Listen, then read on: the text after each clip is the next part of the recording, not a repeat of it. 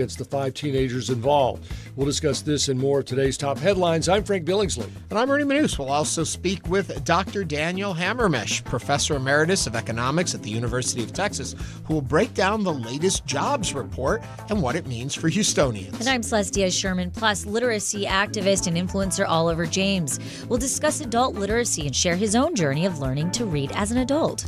And as always, we want to hear from you. So give us a call or text us at 713-440-8870 or email us at talk@hellohouston.org. You can also watch us live on YouTube by going to houstonpublicmedia.org. Hello Houston is made possible in part by founding sponsors John Bradshaw and Kathy Sanders, by Metro, and by gifts from listeners like you.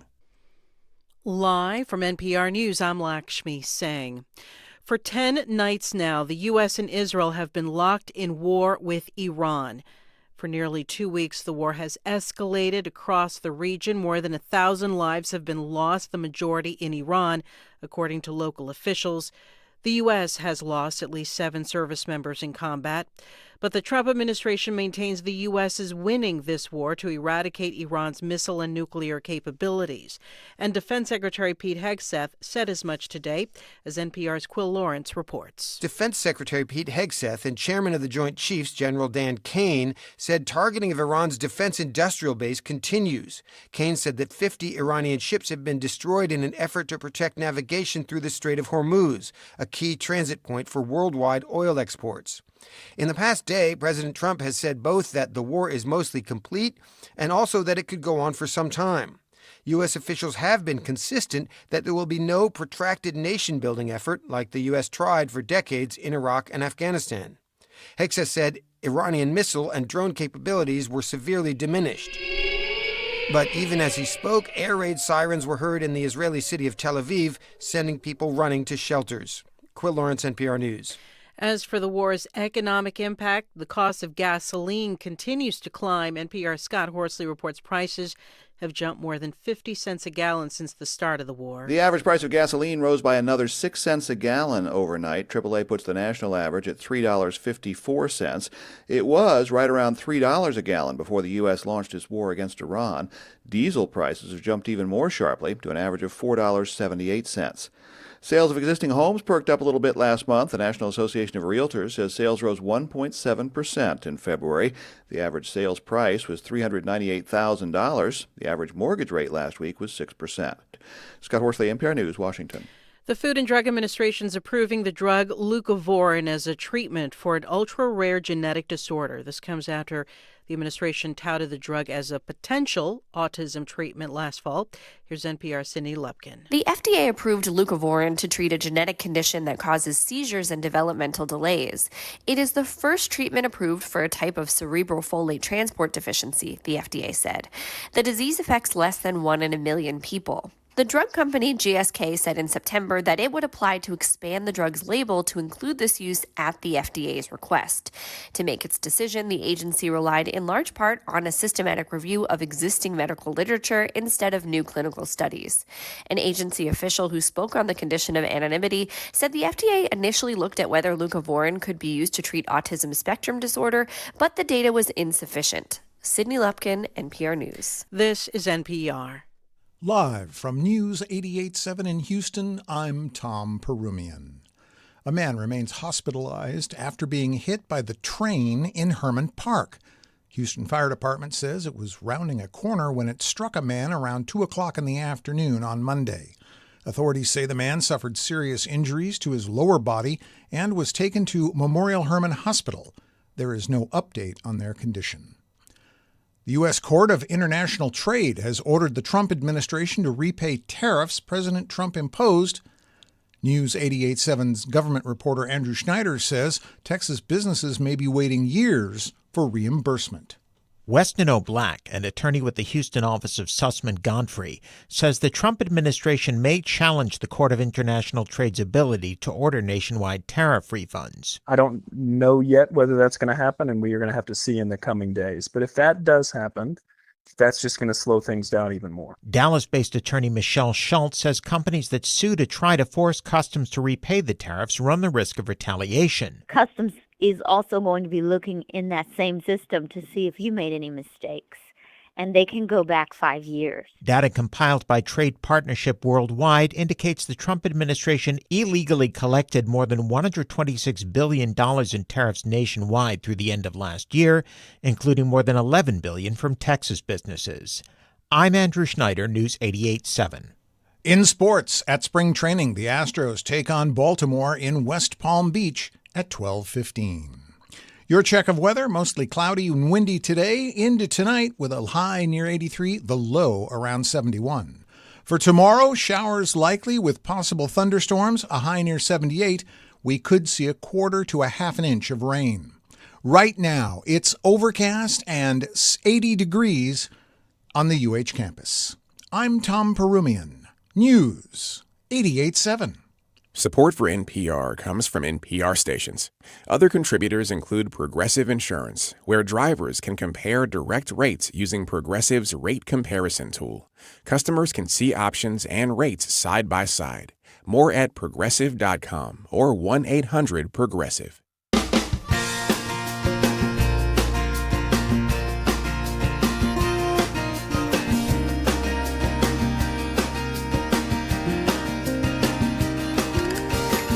Live from the University of Houston, it's Hello Houston, an open forum on today's biggest stories affecting Houston and beyond.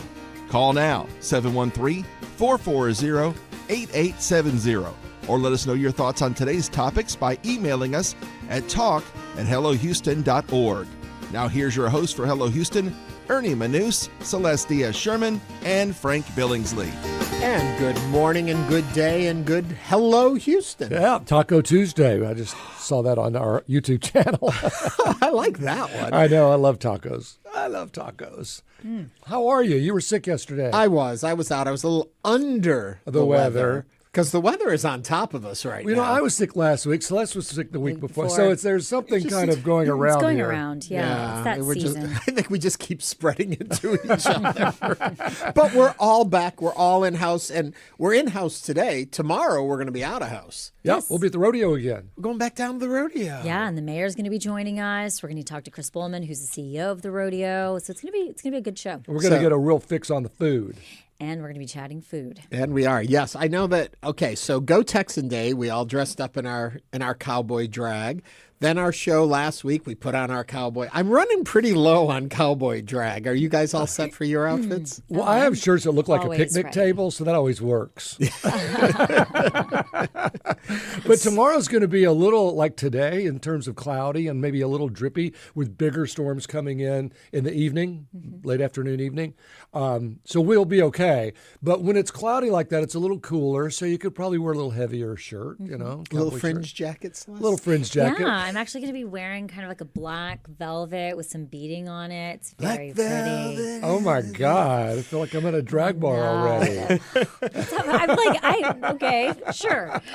But you know what else? Also, when you wear your cowboy hats, have you seen those big plastic covers you wear on your hat when it's raining out so that you keep your hat dry? I've got my third cowboy hat, and then I'm out of cowboy hats, so we can't go back again and do another show. You know what always dismays me, and there's no solution. What? The ladies get to wear whatever they want and show off their beautiful cowboy boots. The men always have to cover them up with their jeans, and you just see the toes. But I have some beautiful leather work on some boots. Well, tuck your jeans into your can't- boots. Can't do Ernie, that. what is he? Did he just say that? Yeah, And then he you did. can walk a cow around. That's what I think of when I think boots tucked into. Anyway, we'll It's be very there. unfair. It is. We'll be there tomorrow. What's going on fully in the weather? You know what? It's today's cloudy, obviously. It's Yeah. fairly mild. You can see outside if you're watching us on YouTube. Just put our weather shot up. So a cloudy day, you may see a sprinkle, but I mean, when there's clouds, they're made out of water, just so you know. So there's always a chance. I'd heard that. There's always a chance you could squeeze some of that water out. Tomorrow is there's a low off to our west, and the jet stream is over the state. So tomorrow it all comes together to form a line of storms that comes through the whole area. It looks like the big action will be again to the north of the city, Conroe, Livingston, especially up through Huntsville.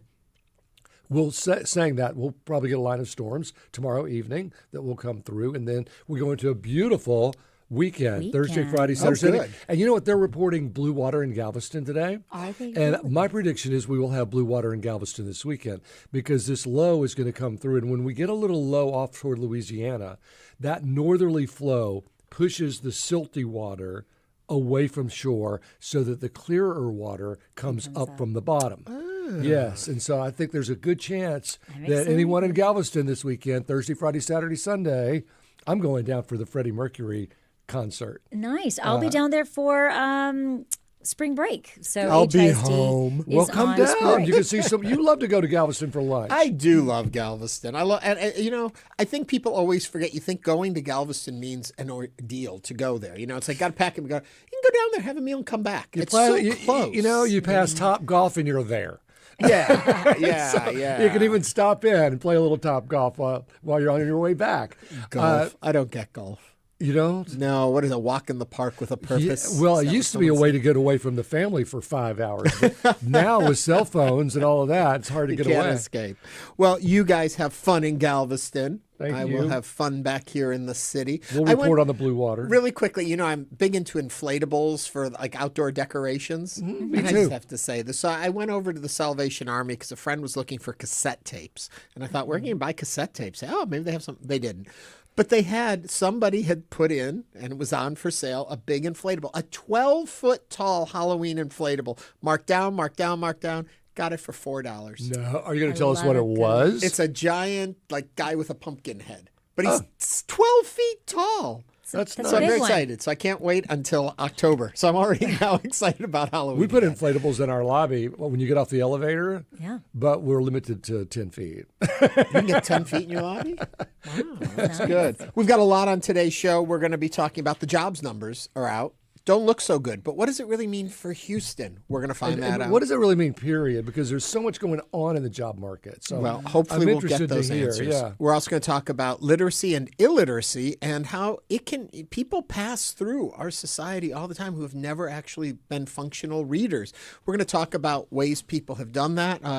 Oliver James is going to be here with us to talk about his struggles with it. And he's written a new memoir about Which that. is interesting. I was reading that he actually learned how to read when he was 32 years old. Yeah.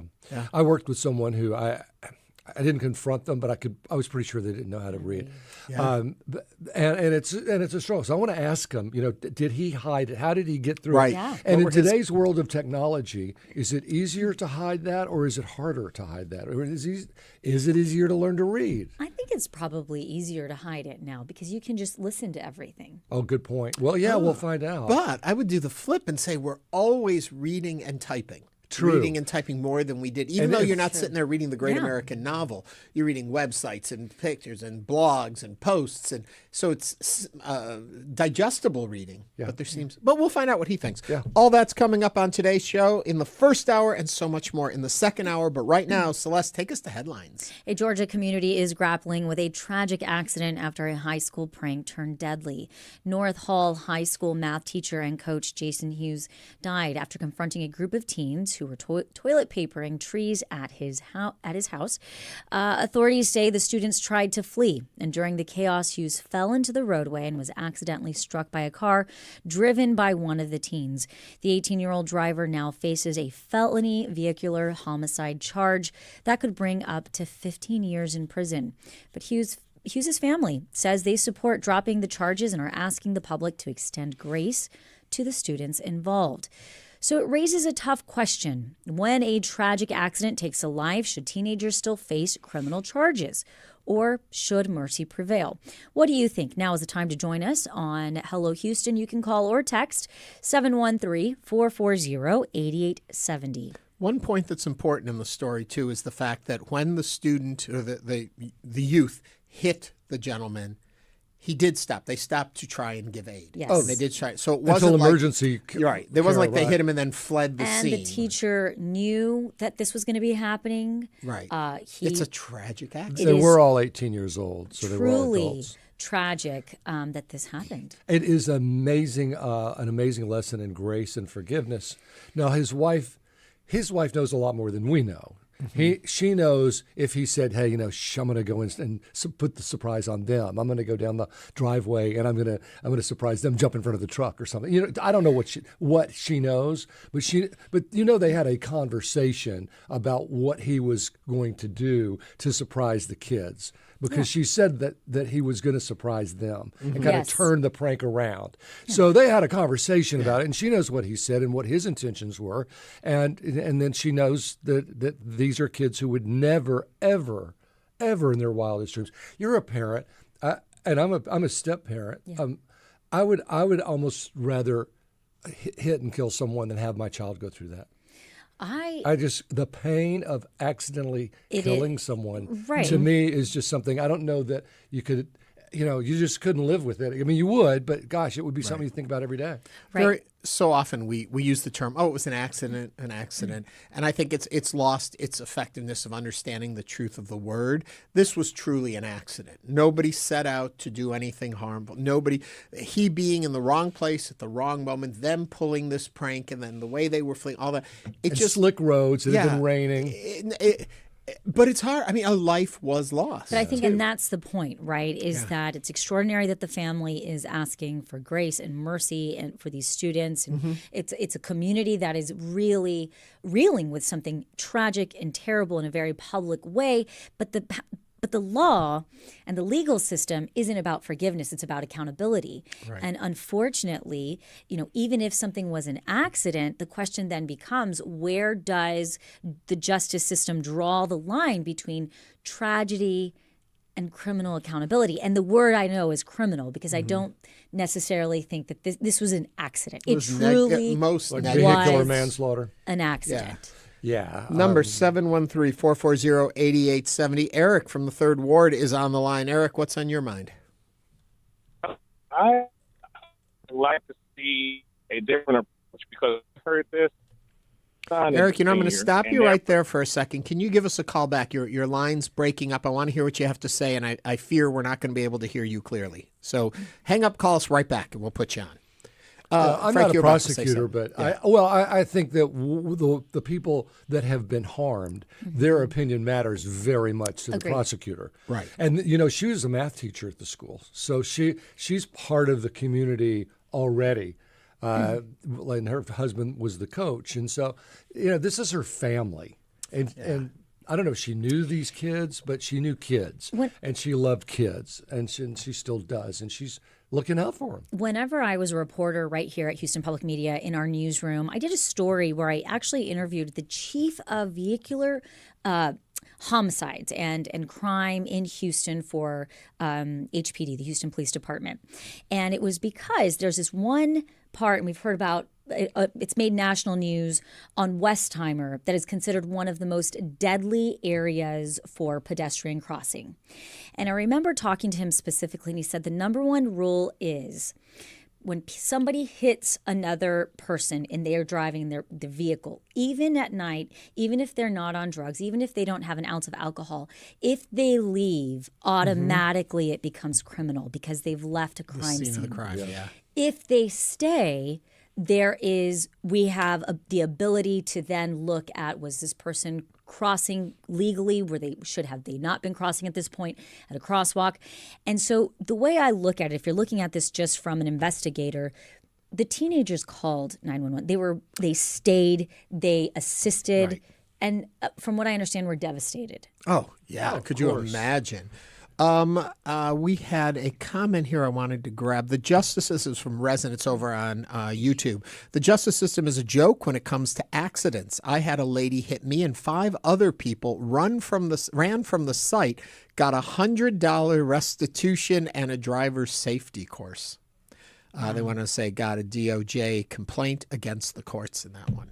So really, really kind of heartbreaking. But again, 713-440-8870. Want to thank you for listening to Hello Houston. Yeah, that story's sad. It story really to start is. with. Do you think you'd be able to find the grace Yes. Yes. You do? If it was an accident like that, I mean, And we all have had some kind of accident. And as Frank mentioned, that she's a teacher, a math teacher, and it's your community to be like your neighbor. It's just when y'all are all a part of it and something really tragic happens. And the truth is, pranks go bad all the time. And I think that they've gone bad for many, many years. But now with social media, now with the news, now with all the technology that we have, we see everything. Yeah.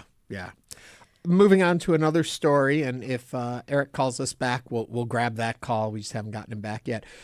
Houston Public Transit System will receive more than $9 million in federal funding to prepare for the 2026 FIFA World Cup. I want to jump in and say, remember when you'd say $9 million, it sounded like a lot of money, and now you say $9 million, you're like, is that that's going to buy one train? Yeah. Right? The Federal Transit Administration is distributing about $100 million worldwide to transit systems in cities hosting matches. I meant nationwide, not worldwide. We don't give money to other places. Yeah, we do. With Houston receiving roughly $9.09 million, according to the announcement from Senator John Cornyn. The funding is meant to help transit agencies handle the expected surge of visitors, supporting planning, operations, and improvements around stadium events. Exactly how the money will be used locally has not yet been announced, and Houston's transit agency, Metro, has not released specific project details. What are your thoughts? How would you improve Houston's transportation system? That's a good question. That's a big question. And would $9 million do anything to help it?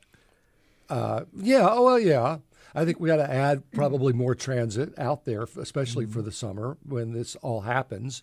We can encourage people to ride the trains, and maybe we could have like free transportation for people that are here. Yeah, and use that $9 million to offset the freebies. Right, moving the folks in and out. Yeah, it'll be such a. And it would encourage them to use that transportation. Right. For me, I don't know if the question is how would I use that money, but I think when we actually look at what is happening, Houston's transit agency has not exactly said how they are going to use it locally, and Metro has not released specific project details. So then we move on and we keep moving. 3 months out. And we're 3 months out. I'm like, okay, so either when are you going to release the actual plan, or should I be asking, do you have a plan? Right. Yeah. Right. Well, it's interesting if they do have a plan, why we haven't heard what it is, because why would that be something you wouldn't share? So. Right. I find that one of the, and this is kind of a bigger societal issue, when we look at municipalities and we're looking at different local agencies, we hear that there are funds being given out. We are just looking at right now Houston receiving roughly $9.09 million, right? And that was according to announcement. But I am sure there is a lot more other funding coming into this that we're not necessarily hearing about. And it's a part of a bigger pie. And I want to know exactly how is that money being spent? Well, we're going to have the mayor on tomorrow. Oh, we can ask the mayor. The mayor's going to join us at the rodeo. Yeah. The other thing is whenever you have these big events in a city and money comes in from federal grants and stuff, what you hope, and I think why it's attractive to a lot of cities, is that helps the infrastructure after the event leaves. So is this $9 million enough to make some systemic changes that we can then reap benefit from down the road? Or is this $9 million, as you were both saying, maybe it just will cover the cost of people riding? Yeah, if it just covers the cost, then no. The answer is it'll be gone. Give us your thoughts on Metro and what you think we should be doing to improve mass transit right here in Houston, 713-440-8870. We were talking about the tragic prank that went horribly wrong in just a couple minutes ago. Lee's on the line from Sharpstown with their thoughts on it. Lee, what's on your mind? My biggest concern is whether laws are going to be enforced has almost become arbitrary, and you just don't know if it's going to happen. I mean, we hear all the time about people that have long histories of criminal behavior. There was a story not too long ago about a minor that was given clemency when he turned 19 and then went out and committed more crimes. And then we hear about some kids that are just absolutely nailed by the justice system beyond what is reasonable.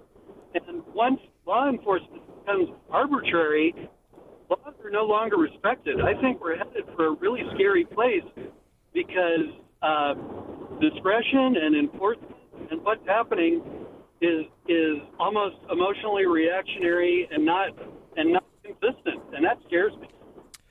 Thank you very much for that, Lee. There's arbitrary enforcement, I guess, but there's also fair enforcement. Right. And any prosecutor, time is money. They're not going to waste their time on a case that they don't think they can win. So they're going to look at all the factors involved here.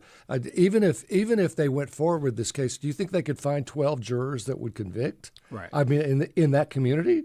I think they look at that. And I think, come on, this is not a case that we can win.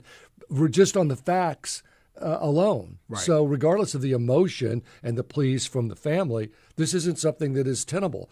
So they have to look at all of it, because then you don't want your tax dollars going to waste. You want them prosecuting cases that they can actually win. Right. And if I've read this story correctly too, they were toilet papering. It wasn't like they came with bricks and threw them through the window and that was their prank. It was I saw the pictures. An irritating prank. And I will say it was in a dark neighborhood. I mean, it wasn't a we have very well-lit neighborhoods in Houston by and large. That's not true in rural Georgia. Mm-hmm. And it's also interesting because we always have heard pranks like this going wrong where all of a sudden, the senior class filled the gym with fish and, they've ruined something. Yeah. But here, a life was lost. And right. that, I think, is the question that it becomes. And also, to Lee's point, remember, justice is supposed to be blind, but it's also supposed to be just, hence the name Justice. And again, 713-440-8870. We have a call from Brian. Let's go to Brian on the line from Pearland regarding transportation. Yes, this is Brian here. And my comment would be, do you guys know what the price of tickets are for the games? They're expensive. I've heard they're extremely expensive. I don't know. Do you know the number? Yeah, they're $1,000 in nosebleed sections. So my comment would be, if you're spending $1,000 for a nosebleed section seat, are you the kind of person that's taking Metro, or are you the person that's taking Uber or Lyft? I think that the money is being basically misallocated because the people that would actually be there are going to just take Uber or Lyft or something like that. That's probably a good point. Brian, thank you for calling. I would slightly push back in that in a lot of major cities other than Houston and across the globe, public transportation is seen as an ease. And even if you can take an Uber or a chauffeured car, sometimes it's easier to get in and out. I know sporting events all over the country depend on that public mass transit to get folks in and out. It's in some ways more convenient than even having a car in some ways. Well, the rail line from downtown to NRG, just like now for the rodeo, is brilliant. And it's $1.50. So it could be zero and it'd be even encourage more people to get on it. Right. So, but very good point, and thank you for sharing. And coming up on Hello Houston, we'll discuss Houston's new unemployment numbers. This is News 88.7. Stay with us.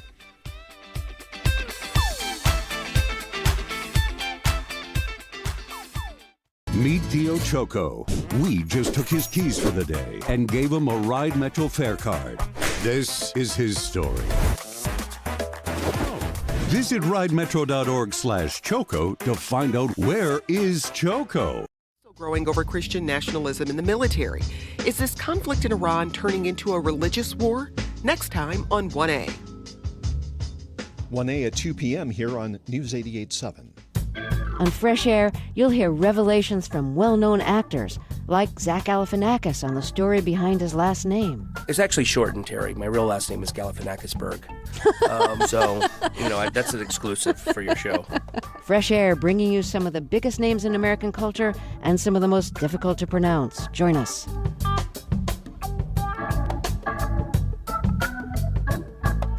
Fresh Air, weekdays at 8 p.m. on News 88.7.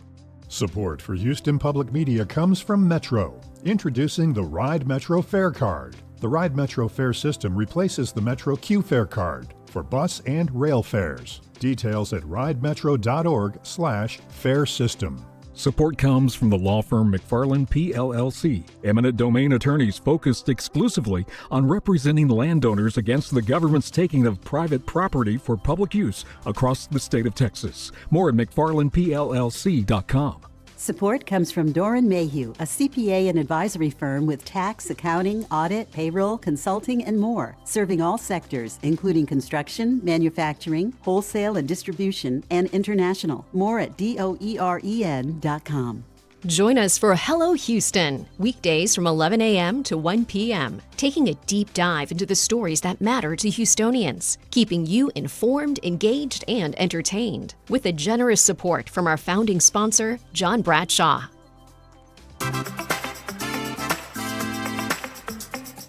And now back to Hello Houston. Call now, 713-440-8870, or email us at talk@hellohouston.org to get your comment in on today's topics. Here's Ernie Manouse, Celeste Díaz Schurman, and Frank Billingsley. Last week, the Bureau of Labor Statistics reported that non-farm jobs fell by 92,000 for the month, raising new questions about the strength of the labor market. What's behind the rise in job losses, and which industries are being hit the hardest? And how much are factors like artificial intelligence, tariffs under President Trump, and the murky outlook on interest rates shaping the job market right now? Joining us to break it all down is Dr. Daniel Hammermish, Professor Emeritus of Economics at the University of Texas and an expert on labor markets and unemployment. Dr. Hammermish, welcome to Hello Houston. Good morning to you. Good morning. I'm assuming it's way too early in the conflict with Iran to factor that into job losses. In fact, that would almost certainly is. Yeah, it'd be job gains, right? It just started, but this week's survey or that next week's survey is about this week. And if there is any effect early on, we'll see that when the numbers come out on April, I think, 3rd. So we'll know about that in a couple of weeks. So, Dr. Hammermish, then put this report in context for us. How unusual is a drop of 92,000 jobs in a single month? Is this a warning sign, or is this simply just a normal fluctuation? It's hard to tell whether it's a normal fluctuation or not. I think I don't pay too much attention to 1 month changes. But if you compare February 26 to February 25, both in numbers based on employers reporting employment and on people saying whether they're employed, there's been no change in employment at all in a year. And that really is unusual. I mean, we should be having about 1.5 million extra jobs since February 25. We've had none. Well, that's sort of alarming to hear you say it like that. Why haven't we? I knew you were going to ask why. Well, first of all, I mean, it's not a cause, but it's the prior symptom. The number of people at work or looking for work, the labor force hasn't grown at all. In fact, the male labor force has gone down, women's gone up by a little bit. And therefore, the number of jobs per person has gone down. People either think they can't get jobs, or more likely, they want to take it easier now, which doesn't bother me as much. Okay, take me back a little bit. And my confusion in all of this is that we came out of the pandemic where so many jobs seemed to be lost. So every time they talked about job gains, in my mind, it was jobs were being refilled where people had left them. So is there a difference in these numbers? And when you look at things like job creation, is that the same as employment? No, job creation is not the same as employment. We have a survey showing the number of new hires. There's no question, number of new hires still quite high, but it's below where it was 2 years ago. So it's a combination of both relative lack of new job creation and people just not seeming to be as interested in working as they had been, or at least working at the jobs that are now available. Do you think baby boomers have something to do with that? We always want to blame things on baby boomers. Well, I'm one of them, so I'm shouldering it with you, sir. I'm not one. I'm too old for that. My feeling is that at this point, baby boomers are 60, the youngest would be 62. So I don't think we can say that this is that much caused by baby boomers. We're talking about subsequent generation, people who today's in their 20s, 30s, and 40s, not baby boomers, no. Well, just something like, I mean, if you're an influencer, if you're a TikTok person, if you're trying to make your living online, are you counted? Who would count you? You're sort of self-employed. But we count self-employed in the household survey, and if you tell you're working at least 1 hour for pay, at least 1 hour, you'll be counted as employed. All right. So yeah, I think influencers, if that's a job, which has a questionable issue, But if you count influencers, then yes, they certainly would be counted as employed in one of our two main surveys. Yeah. But Dr. Hammermish, when people hear job losses, they worry about a recession. Does this report suggest the economy may be slowing down? It certainly suggests that, yes. And if, in fact, the labor force starts growing at the rate it usually grows, then we're going to see unemployment rising quite rapidly, I would think. So, yeah, it's worrisome in that sense for sure. So what exactly, staying on what Celeste asked, and I think even where she started too, my question is, what do these numbers actually tell us about the economy? When we get these numbers, and you get different interpretations of numbers, different kinds of numbers, what is it really telling us is happening in the landscape today? And is it any kind of forecaster? It's not a bad forecaster, but again, you can't just look at month-to-month changes. If for no other reason than we saw this last month, they revised the last few months always in terms of the numbers from employers, and those revisions can be very substantial. I like to look at year-to-year changes. I realize that's not very exciting for prediction, but that's much more useful. And for that reason, yeah, I'm worried. I mean, we haven't seen job creation at all, no matter how we measure. And I'd be worried about that, especially we haven't seen any effects really yet of this war that's going on. And I don't think we've seen the full effects of the problems with supply chains and the problems with higher prices because of tariffs that have yet to be fully felt. So I think, yeah, we're in dangerous terrain right now, and these numbers suggest that. So then what would you then equate for the driving the losses, essentially? Is it companies cutting back because of economic uncertainty? Is it the deeper structural changes that we're seeing in our labor market? So what is essentially driving this trend that we're seeing year to year? I think the issue is not losses in jobs so much as relative declines in job creation, as we said a few moments ago. What's driving that?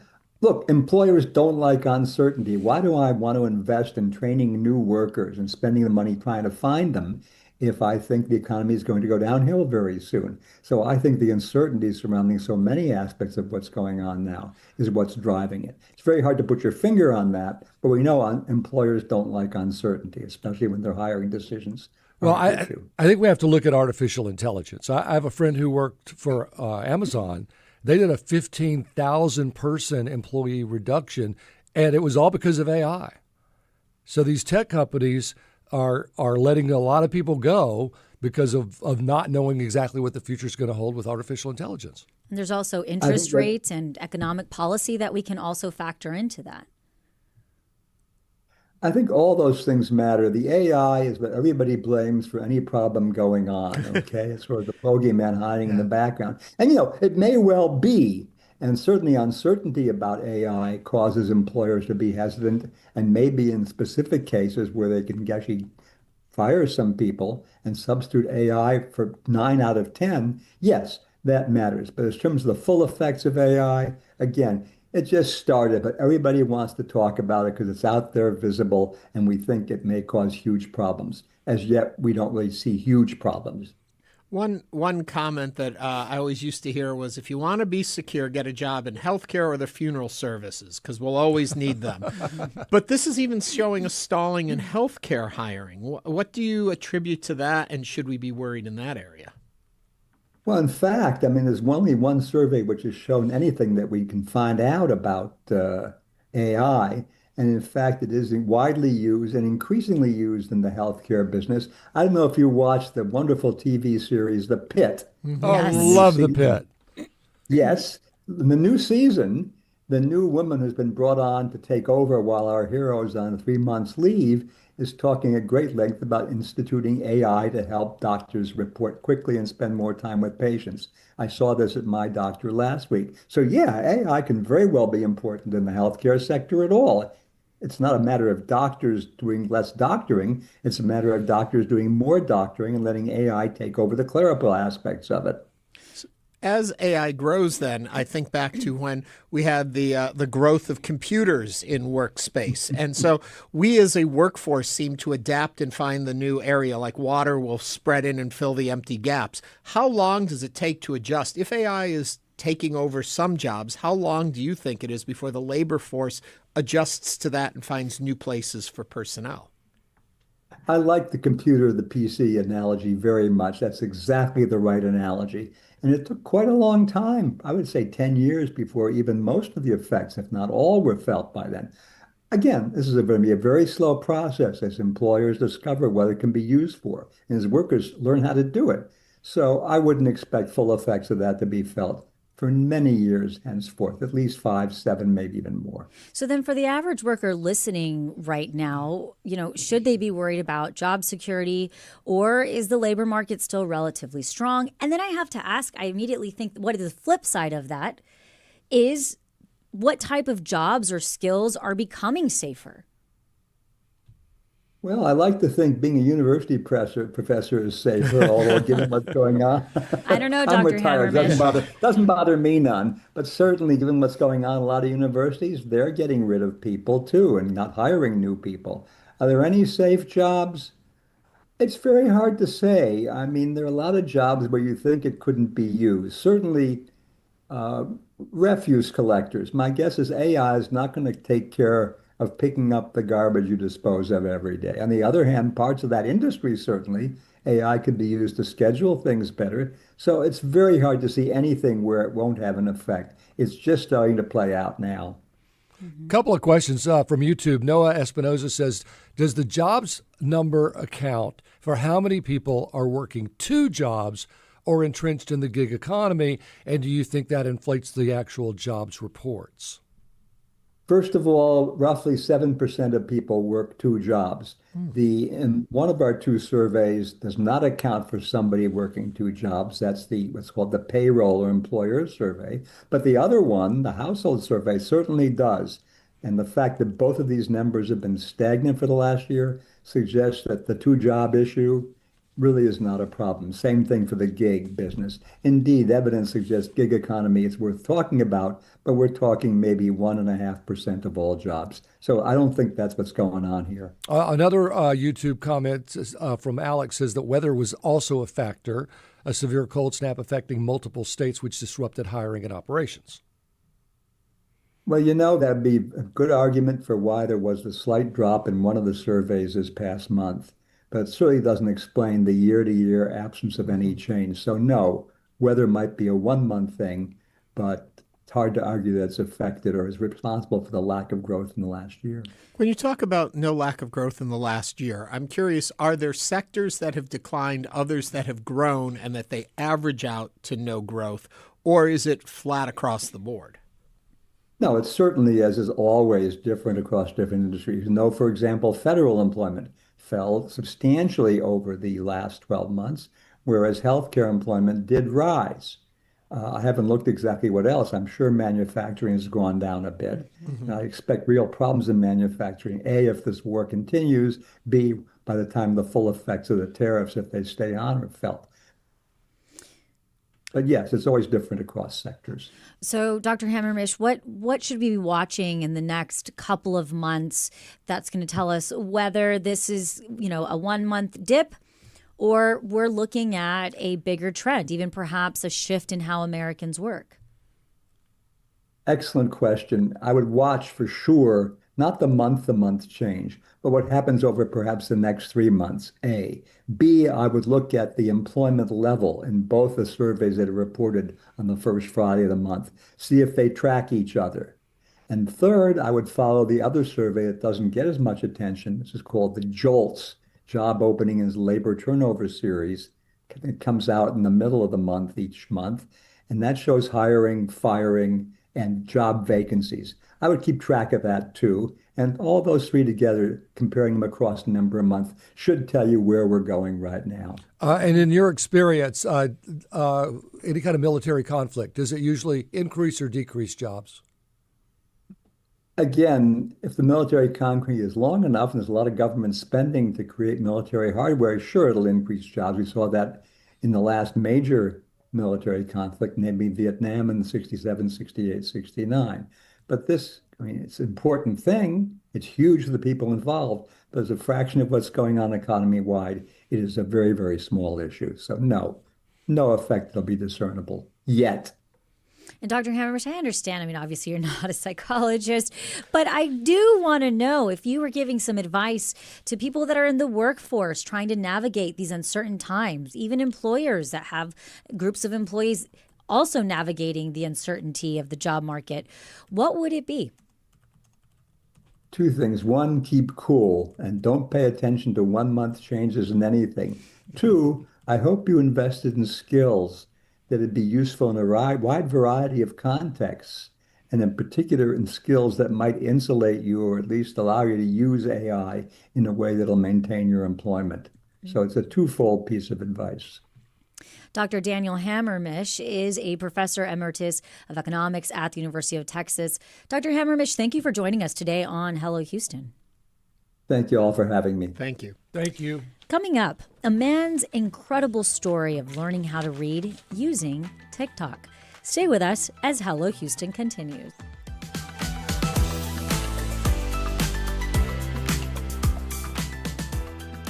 Meet Damola, songwriter, world-class violinist, and award-winning multi-genre artist. We just took his keys for the day and gave him a Ride Metro fare card.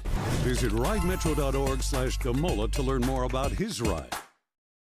At us individuals. Why individual responsibility alone doesn't achieve large-scale results. That's next time on Think.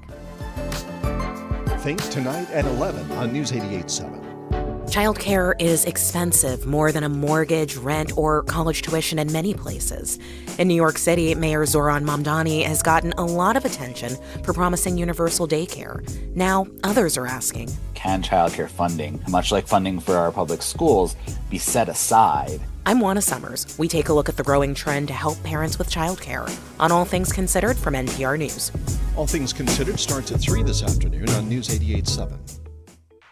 Support for Houston Public Media comes from Good Reason Houston, bringing together educators, families, and community leaders to strengthen public education in Houston.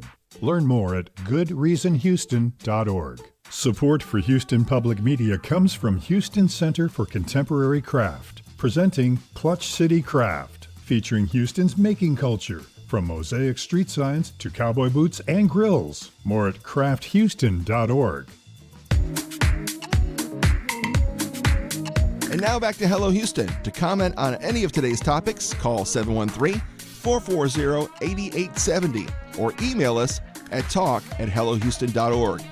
Now back to Ernie Manouse, Celeste Díaz Schurman, and Frank Billingsley. Oliver James is a personal trainer, motivational speaker, and literacy activist who went viral in 2021 after posting his video, What's Up, I Can't Read, on TikTok, in which he shared his struggle with adult illiteracy.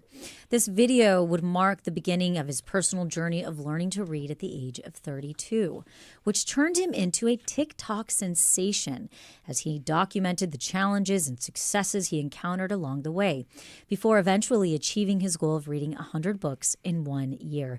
And now he's recounting this journey in his newly released memoir, Unread, which also highlights the books that helped shape his experience. He joins us now to tell us about adult literacy and his journey of learning how to read. Oliver, welcome to Hello Houston, and what an incredible story.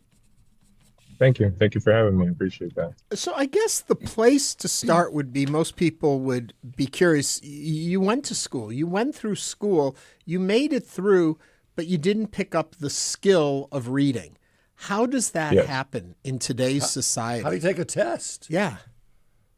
I was in special education. They focus more on behavioral health. So pretty much it was, you don't got no money and you don't know how to fit into the system that they have for you, you pretty much just going to get what they give to you. So I pretty much got like a lot of, if I would say, excuse my language, but I got a lot of ass whoopings, timeout rooms and suspensions and in-school suspensions. There was no schooling. Everything was just packet learning. You either knew or you didn't know. If you didn't know, you don't learn. If you knew, then you know what you know, and then in the future, you learn if you want to. But there was no teaching. So, Oliver, at 32, you decided to put yourself out there, and that's a really vulnerable, hard thing to do. What was the moment that you were like, you know what, I'm going to actually just put it all out there and say, I don't know how to read? I mean, I think it's just like getting older, becoming an adult. Yeah. I just wanted freedom. You know, a lot of things that I was doing as a young person, people took care of it, filling out job applications, paperwork, hospital bills, you know, just reading menus when we went on dinner, you know, dates and stuff. Like, I wanted the freedom to have my own life, pay my own stuff, do my own things. And that's why I was like, I just got to start reading. So we were asking earlier, can you like see a text and hit a button and the phone will read you the text so you don't have to learn to read text? Oh, I don't know. I mean, you would have to know that. I'm not 100% sure if that's true, or like, I don't know if that's a thing or not, but I've never used it. But how did you get through just using a cell phone and texting people, or did you not do that? Voice to text. Voice to text. Okay. Voice to text. Got it. Yeah. So like I learned to read from voice to text. So what would happen is I would always talk to the phone and I would see the words pop up. And over the years, like so many years, I would see those words and memorize the words. So now I know the words from memorizing them. Right. Like sight words. Yeah. Yeah. Kind of an odd question. Kind of an odd question for you, but when did you realize you didn't know how to read? And I ask that in regards to you're compensating as you move through life, but at what point do you realize, you know, everybody else around me is reading. I have an issue here. I have a problem that I need to address. What was the awakening for you in that? You don't get one. You go through it blindly. So like when you're ignorant, you don't know. So you don't know to know. But so that's why. So I didn't understand it until I started learning. And now that I learned, now I do the things that readers would do. I start acting upon that. But like other than that, before that, you go blindly. You go if you keep going, you learn. If not, then you give up and you never learn the magic of reading. Yeah. So Oliver, now you not only know how to read, you're an author. You've written a book. Yes, 100%. Talk to us about that. Well, I mean, it's still a little new to me. I don't even know what that process kind of was supposed to look like. And sure, you don't even think you're smart enough to do it. And the fact that I did it, and I'll be honest with you, it wasn't even hard. Like I think it wasn't hard. And I'll say this because I don't have any expectation because I don't know nothing about the book world. So I think like people who learned about reading, they probably critique themselves a lot. You get what I mean? I don't do that. Like that's not something I do. So I don't know. So I just make whatever I know, I just give. That's basically what I'm saying. So there's no critiquing. I am curious. It says here you had a goal of reading 100 books in 1 year. Did you have a favorite? Charlotte's Web. Oh, Foes, yeah. The Four Agreements, The Giver, and The Alchemist. Those are my top 5 out of all my reading like that. Yeah. Nice. I want to go back to the idea of not a lot of people deal or fight against illiteracy, trying to come back from it. Some will say it's learning disabilities. We often tag it to dyslexia and the inability to read. Was there something that you think held you back from learning how to read, or did you always have the ability to do it? It wasn't a learning, quote unquote, disability, but it was just the way they were instructing and teaching.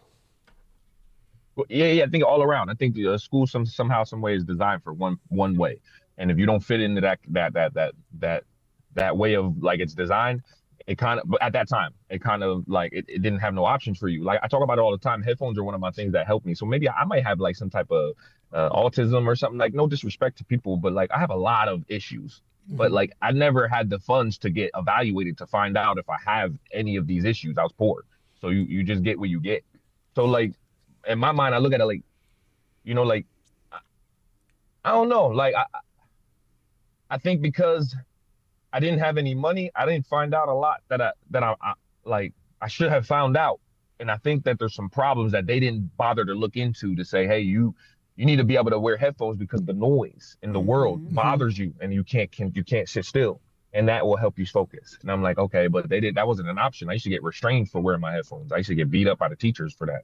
So it was a different story.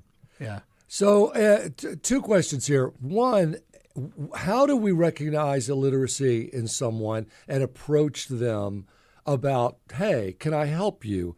And can you read? It's sort of a hard question to ask someone, but can you do it? That would be my first question. It'll be really hard because you're trying to make the unknown know. Yeah. And that's not something that they're really comfortable with doing. So like, I think the best thing you're going to be able to do is make it a part of society. Stop trying to take it away from it. You know what I mean? Like bring it in as an importance and make sure that people know like this is something I need to get. Just like I need to learn to walk.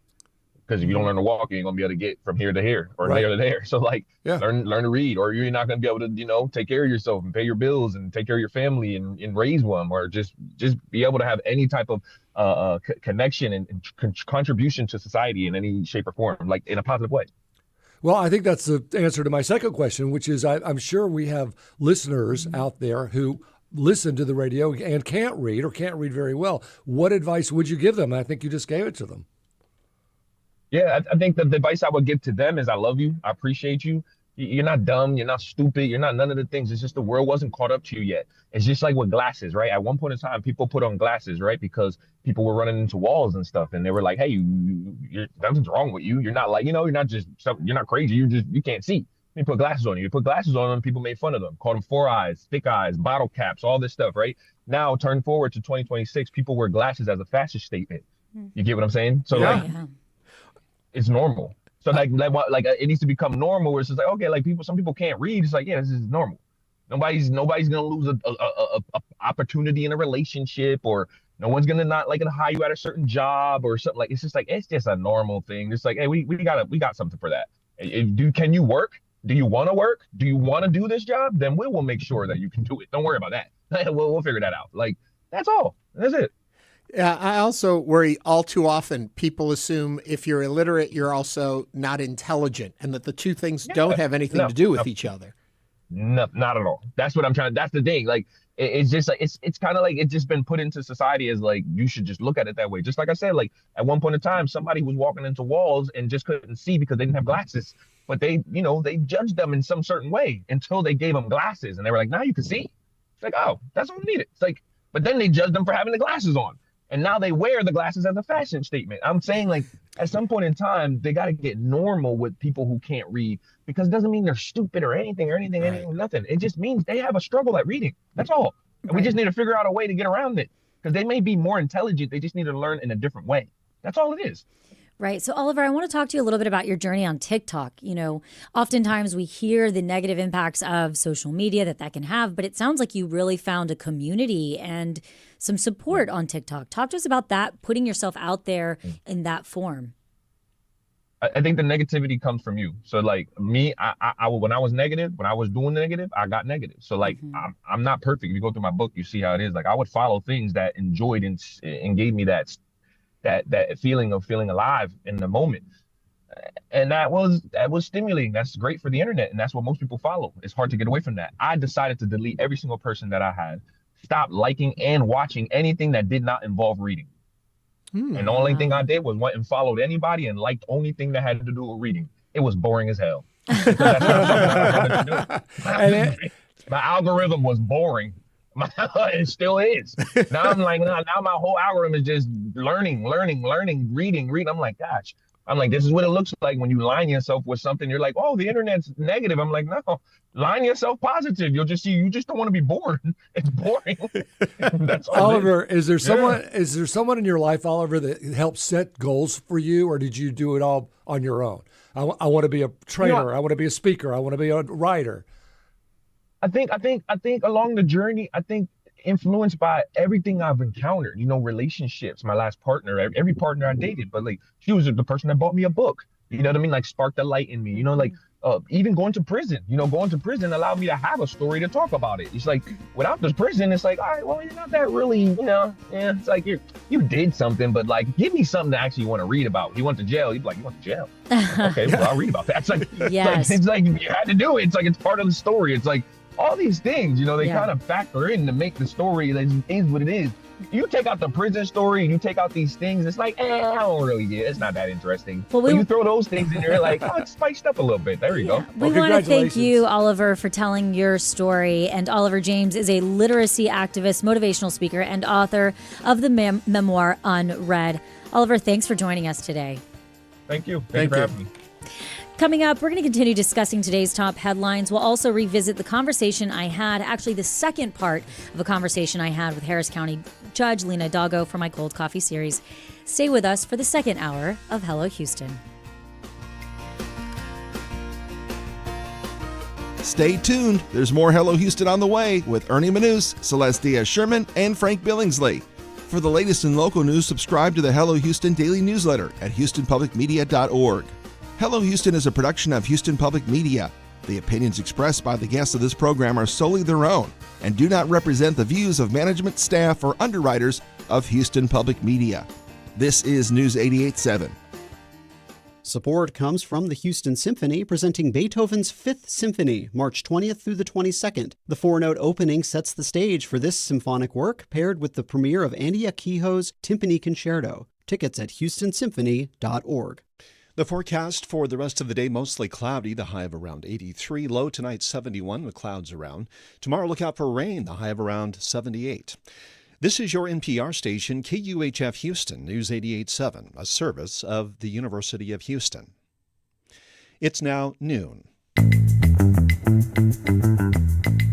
Just ahead this hour on Hello Houston, President Trump is giving mixed responses on when the war in Iran will be ending. We'll discuss this and more as we continue diving into the top headlines of the day. I'm Ernie Manouse. And I'm Celeste Díaz Schurman. We'll also hear the second part of my cold coffee interview with Harris County Judge Lina Hidalgo as part of our month-long recognition of Women's History Month. And I'm Frank Billingsley. Plus, we'll also learn all about the local nonprofit Keep Houston Beautiful and its mission of creating and maintaining a clean Houston through education and community partnerships. Also, we want to hear from you. Give us a call or send us a text at 713-440-8870, or you can email us at talk@hellohouston.org. Also, you can watch us live on YouTube by going to houstonpublicmedia.org. Hello Houston is made possible in part by founding sponsors John Bradshaw and Kathy Sanders, by Metro, and by gifts from listeners like you. Live from NPR News, I'm Lakshmi Singh. Defense Secretary Pete Hegseth says today will be the most intense yet of the U.S. war against Iran. The most fighters, the most bombers, the most strikes. Intelligence more refined and better than ever. Today, Hegseth told reporters the U.S. has already won. Then he said the U.S. has not won enough and is determined to achieve total victory.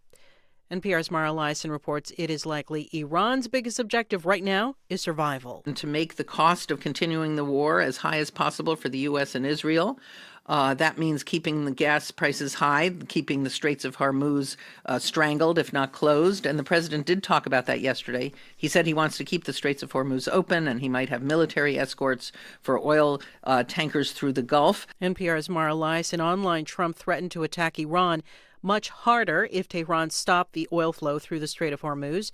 Ali Larijani, a top Iranian security official, threatened Trump, writing on X, "Be careful not to get eliminated yourself." Iran's Supreme Leader Ayatollah Ali Khamenei was assassinated on the first day of the war. NPR's Ruth Sherlock is hearing different reactions to the war from Iranians who fled to neighboring Turkey. Hotels in this Turkish town close to the border are filled with Iranians fleeing the bombardment. At breakfast, they talk politics. There are mixed feelings about ending this war now. A 26-year-old woman who asked NPR not to name her because she could be arrested if she returns to Iran for speaking to foreign media says, after the government killed many thousands of people during nationwide demonstrations in January, she can't imagine having to continue living under this regime. We lost so many people that it's just so hard to go back. There's this hole in your heart. And a mother with children who fled Tehran last night said she just wants the bombing to stop. Ruth Sherlock, NPR News, Van, Turkey. It is Election Day in Georgia for a race to replace former Republican Congresswoman Marjorie Taylor Greene. President Trump has endorsed one candidate in the crowded field. Here's NPR's Stephen Fowler. Greene resigned in January after a lengthy fallout with Trump over what, quote, America First conservatism actually means. That rift continues in the special election. Trump endorsed Clay Fuller, a district attorney who calls himself a MAGA warrior.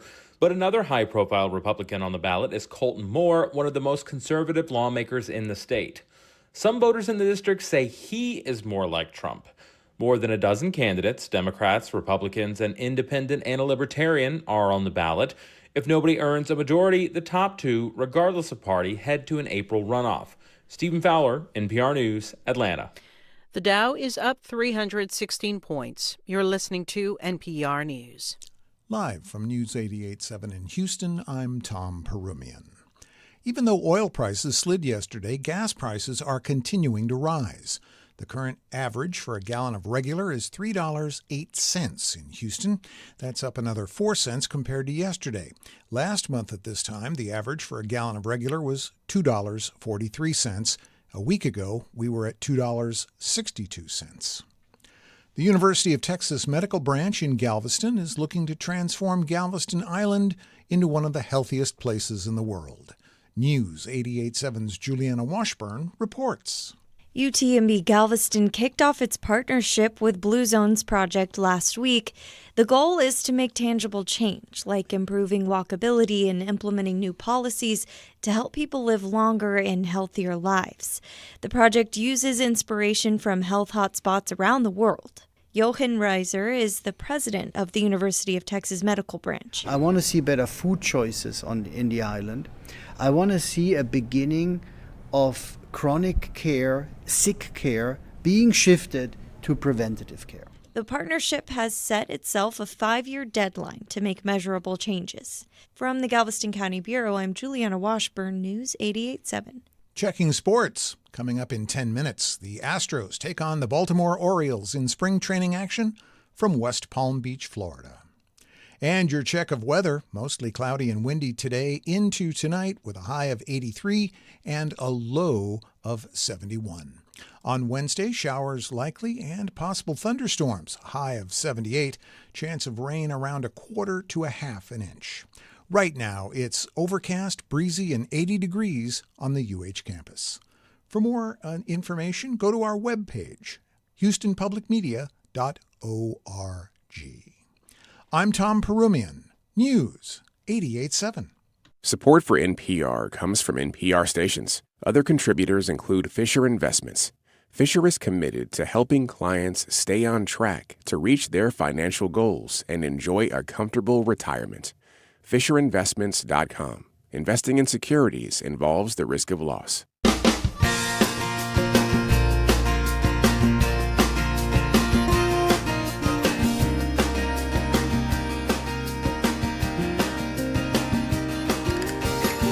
Live from Houston Public Media and News 88.7, it's Hello Houston, an open forum on today's biggest stories affecting Houston and beyond. Call now, 713-440-8870, or let us know your thoughts on today's topics by emailing us at talk@hellohouston.org. And now here's your host for Hello Houston, Ernie Manouse, Celeste Díaz Schurman, and Frank Billingsley. Welcome back to the second hour of Hello Houston. Today is March 10th. Oh, yeah. Yeah. It's so funny. I still think we're in the end of January. Things are just moving way too fast. I still think we're in 1995, so... Yeah. No, it's funny when somebody says that and you go, oh my God, that's 31 years ago. Well, we were talking about job numbers and I brought up, when all of a sudden, PCs and and I thought, I wonder if Celeste even remembers that shift over from a world before PCs. No. She's like, no cell phones. Well, remember the whole scare of the century changing? Oh, Y2K. Yeah. I had to stay late that New Year's Eve at Channel 2.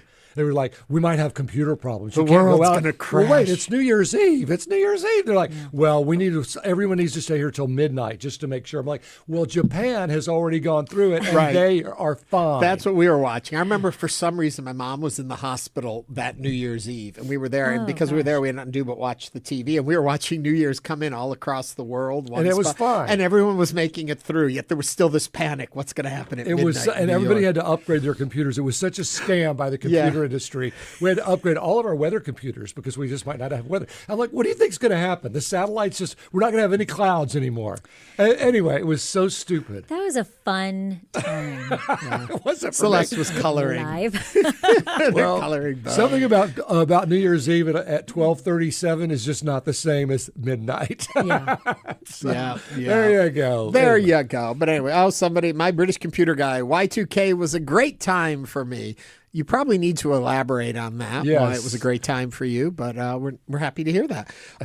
It was an interesting first hour. A lot of really cool stuff going on. A lot of really cool stuff. We have been receiving text and emails. We received one YouTube comment from Abril Davila who says, regarding the tragic teacher death, it should probably be vehicular manslaughter with a lot of probation and supervision. Every time we get behind the wheel, we are operating a potentially deadly weapon. Yes. Yeah. Well, you would hate to be the victim of this young man in the future and say, wait, this is the second time this has happened and you didn't do anything the first time because the family forgave him. So there might be at least some kind of strict supervision and, I mean, it sounds silly, go to driving school, but, there's got to be something. But also just to say, too, there's no sign, at least from anything we've seen, that says that these were problem children in any way other than we're going to just do a prank on their teacher. I did pranks, nothing that big of a prank, but I always pulled pranks. I'm still a little bit of a prankster. I like a good joke and stuff. And, And this teacher could obviously take it. Right. He wasn't chasing them down to say, stop doing this to my yard. He was like part of the fun. Right. So it really is just horribly tragic. There's some contributory negligence, I would suspect. And what we're discussing is in our first hour at the top of our headlines, we were talking about the Georgia community that's grappling with a tragic accident after a group of 5 high schoolers prank turned deadly. And unfortunately, they TP'd their teacher's house, and that's toilet papered. Or front yard. Their front yard, his front yard, and he ran out to kind of. And if you've act seen like the he caught picture, them, and they ran. It's him on a over. bit of a hill. I mean, the house is set back a bit. There's a big tree in front of it. That's what they TP'd. There are 2 roads that come together like a Y formation in front of the home, and it's not very well lit. I mean, it is a setting for an accident like that to happen, to be honest. But, I mean, vehicular manslaughter is what it is, but then within that, grace, I think, needs to be shown, just because it was just a horrible, tragic accident. Yeah. And then we also received another comment regarding that. For it to be vehicular manslaughter, the driver would have to have been negligent, driving reckless or unlawfully. From what it sounds like, the teacher was lying on the ground. Hard to see them, I'm sure. Right. But still, maybe. I'm not sure that they were on the ground. I'm not sure. I mean, it was slick, so they might have slipped. Yeah, I'd heard originally he had slid. Yeah. And then, but once again, yes, there are terminologies we use for things that happen. A vehicle killed someone. So, yes. Then within that is where you find what you decide to do with it. And again, 713-440-8870. You're listening to Hello Houston. Now is the time to join us. You can give us a call, and Steve is on the line from Uptown. Steve, welcome to Hello Houston. What is your comment or question? Yep. Glad to be. A great place to be and great programming, guys. It's just something you were actually wandering into then, which is the latest, or so far as I know, the final coverage on the story was that, he knew it was coming. The teacher knew it was coming. It was an open secret. He welcomed it, was kind of looking forward to it, came down his drive, slipped in front of the car. And there's this whole question of, at that particular point, did they even understand what was happening? Or did they have the reflexes as kids to be able to hit the brakes or do anything? Right. I don't know. I wasn't there. I didn't see it. But that begins to open that question of, there are times to punish people where it doesn't do any good. Mm-hmm. Yeah, what comes from it? If you punish this boy for an accident, yes, I guarantee you, punished or not punished, he will be much more aware when he gets behind the wheel of a car after what they happened. all will. Yeah. And again, it's the kind of, I'm sorry, go ahead. No, it's the kind of, no, that's right. I was just going to say, it's the kind of thing that can and probably will haunt his entire rest of his life. Yeah. Let's hope it doesn't, but it probably will.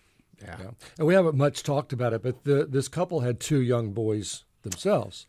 So those 2 young boys now have lost their father, and certainly it's going to affect them, not just in that regard, but as I'm sure the mom is looking at her own 2 boys, just as the mother, all these 5 children had mothers and fathers also. Yeah. And they're horrified, and their life. Steve, thank you for calling and sharing with us. And I think that there's no doubt, right? We can all agree that this is extremely tragic. This is extremely unfortunate.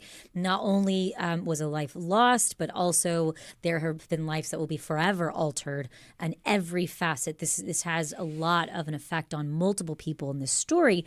But I have to go back to my original point that the legal system isn't only about forgiveness, it is also about accountability. And it really is, even if something is an accident, the question becomes, where should the justice system draw that line between tragedy and responsibility? Yeah. And especially intent. I think intent has a lot to do with it. Intent is, I think, often the most important part of it all. What was in your heart? What were you planning to do? What had you set out to?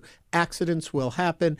You need to be responsible for what you do and your behavior, and you need to pay attention to what you're doing. Just because it's an accident doesn't mean you don't bear some responsibility for it. But there are other things where if you do nothing really out of the ordinary of what the average person would react in the situation and something tragically goes wrong, we need to look at those things a little differently. Yeah. And with spring break right upon us, too, people, I hope we're all going to pay attention to this when there's also more drinking going on and more silly behavior happening. Pranks can turn deadly. And, we're looking at the family of, unfortunately, the teacher, but also, as Frank has mentioned a few times, as a parent, you sit there and you have to feel like those poor parents are sitting there thinking, what did you do? This is their senior year in high school. That this was supposed to be, but really, this is horrible, so. Yeah, parents probably bought the toilet paper. Yeah. It's probably a whole thing. Parents in my neighborhood do like kids, but it's more middle schoolers, and you run at, there's not usually cars involved. Or you dress up like the killer from the Halloween movies and you stalk a neighborhood. And then you think to yourself, well, this joke of mine could get out of hand. That's why next year I'm coming to your house and I'm dressing in a clown costume or something very joyous and sitting with the kids. If you listen every day, you know what we're talking about. Anyway, give me a quick weather, Frank. Cloudy and maybe a little bit of rain, but just mostly just clouds like we have right now. And on the mild side, tomorrow is when this front comes through and brings us a pretty good chance of some strong showers and thunderstorms, especially north side. So watch out there, just like the last one did on Saturday. So this comes through. It looks like late afternoon, early evening tomorrow. Speaking of last Saturday, so we decided we were going to go try. All the burger joints are having this war going on right now, like the Burger Kings and the McDonald's about their. That's your kind of war. I know. I love this one. This is a war I can get behind. But so we decided we were going to go get from one of the fast food restaurants. And of course, we picked the moment to go out right when the worst downpour hit. And we're driving through that. My mom's in the backseat just talking about whatever. Walt's getting more frustrated. And it's like the worst torrential downpour. We get our burger. We drive home. As soon as we get home, it's all clear. It's like we picked the perfect window to go out. That always happens. I know. I could have just called you, Frank. It happens whenever you're inside the grocery store. And right when you're finished, you walk out and it's pouring rain. You're like, of course. Yeah. Anyway, so we got a lot going on in this hour, too. Celeste, you're going to revisit a fresh part of a conversation you had with Lina Hidalgo. We haven't aired yet. Yeah, we haven't aired this part yet. This is kind of a two-part series, I would say, of Cold Coffee. And the first part we really looked at, we talked a little bit at that moment. There was a special election going on. Lina Hidalgo had gotten some flack, I would say, for endorsing Christian Menefee, then quickly turning around and endorsing Al Green shortly after. And this section really is about moving forward. Who is Lina Hidalgo once she is not Harris County judge? She took this position when she was so young. And so we're going to discuss that and kind of what she's proud of and looking into the future. So it's a fresh piece that we'll hear in the next couple minutes. And if you look around your city and say, I love Houston, how do I keep it beautiful? We're going to find that out also on today's show. But quickly, before we run out of time for headlines, Celeste, take us into headlines. The U.S. military says it has struck more than 5,000 targets in Iran and damaged or destroyed more than 50 Iranian vessels in the 11-day-old conflict. President Donald Trump told CBS News the war is very complete, but later told Republican lawmakers the U.S. still needs to achieve what he called ultimate victory. He also warned Iran it would be hit 20 times harder if it disrupts global oil supplies, as volatile energy prices raise concerns worldwide. Health officials say more than 1,200 people have been killed in Iran, nearly 500 in Lebanon, 11 in Israel, and 7 U.S. soldiers have died. Now is the time to join us on Hello Houston. What do you think? Is this conflict nearing an end? Are we on the right path? And are rising gas prices affecting you? Call or text 713-440-8870.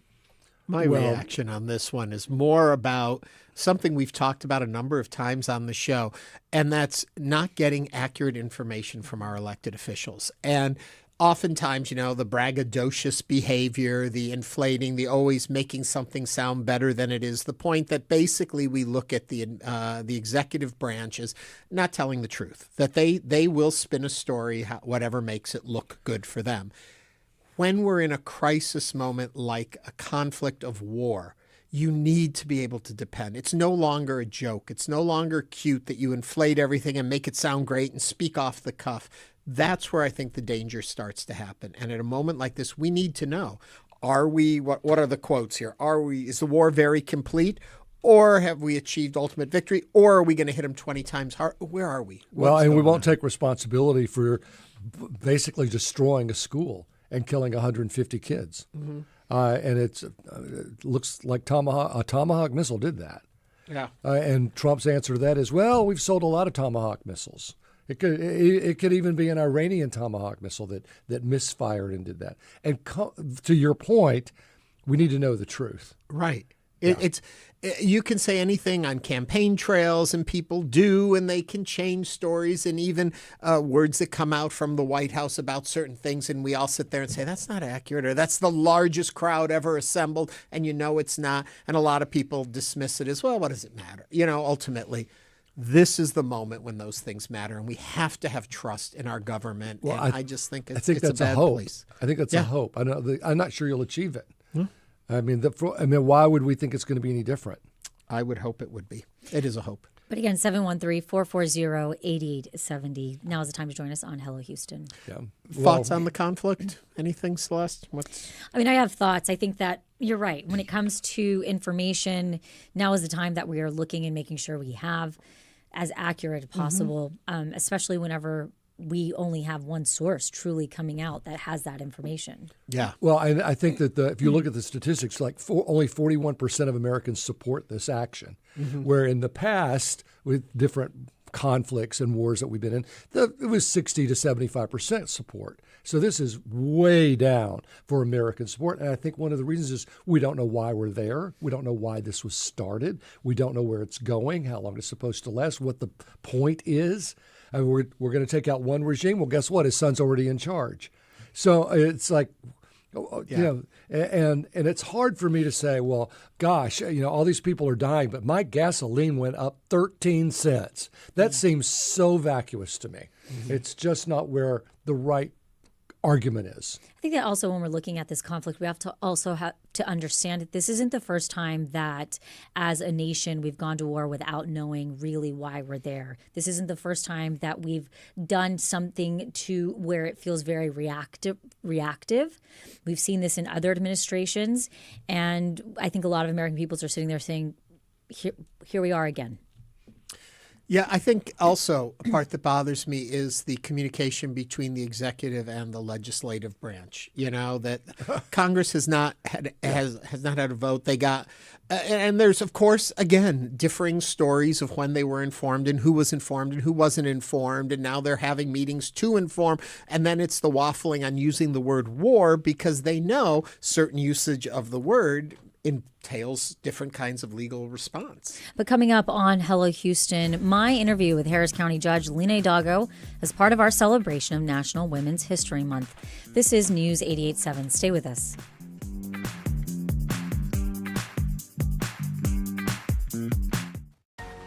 We know you value Houston Public Media. That's why you're watching right now. So take the next step and become a new member of the station you rely on. Every gift makes a difference. And what matters most right now is supporting the station that brings you the news and information you rely on. It only takes a minute to make a big difference. So join as a new member today at houstonpublicmedia.org/donate or call 800-364-8300. Your high-tech car when the company that owns the tech goes bankrupt. It just kind of blew up in the faces of these thousands and thousands of owners who bought what they thought was this pretty slick, cool electric vehicle and kind of ended up being a nightmare. I'm Kimberly Adams, the EV owners fighting to fix their cars. Next time on Marketplace. Marketplace right after All Things Considered at 6:30 on News 88.7. Support for Houston Public Media comes from Metro, introducing the Ride Metro Fare Card. The Ride Metro fare system replaces the Metro Q Fare Card for bus and rail fares. Details at ridemetro.org/fare system. Support comes from Visit Galveston, presenting the Zopé Italian Family Circus, a one-ring show that includes acrobatics, equestrian stunts, clowns, and storytelling. March 6th through 30th. Tickets at visitgalveston.com. Support for Houston Public Media comes from Texas Mutual Insurance Company, a workers' compensation provider committed to handling claims to help injured workers get back to work. More at texasmutual.com/mutual care. Support for Houston Public Media comes from Houston Center for Contemporary Craft, presenting Clutch City Craft, featuring Houston's making culture, from mosaic street signs to cowboy boots and grills. More at crafthouston.org.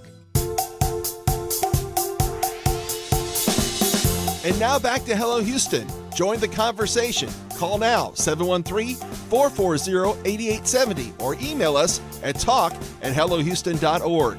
And now here's Ernie Manouse, Celeste Díaz Schurman, and Frank Billingsley. In honor of National Women's Month, we're continuing to spotlight the powerful women who help shape and strengthen our community. Today, we're going to listen to the second part of my conversation with Harris County Judge Lina Hidalgo, where she discusses what the future holds for her in her next role. Take a listen.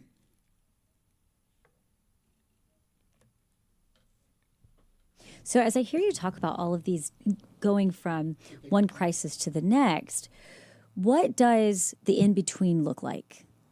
What does an average day look like for the county judge? That's what's amazing that I'm really proud of is I think I could talk about all the emergencies and that could be like the job, right? Yeah. But we've been able to do so much. So while homelessness grew during COVID, we reduced it by 20%. We launched this beautiful early childhood program, 60,000 kids, proof of concept. We just got the second independent evaluation. Like, obviously, kids in school, good. Kids not in school, bad.